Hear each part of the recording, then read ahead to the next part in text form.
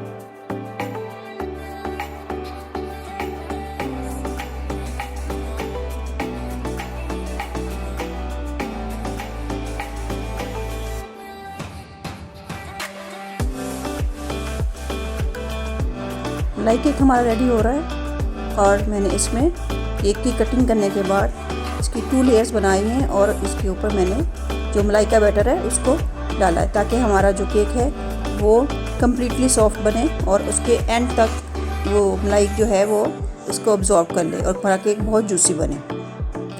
मेरे इस मलाई केक की रेसिपी को आप ज़रूर ट्राई कीजिएगा और इसके मेथड को और इसकी इंग्रेडिएंट्स को आप ज़रूर फॉलो कीजिएगा ताकि आपका केक भी इतना ही जूसी और मज़ेदार बने।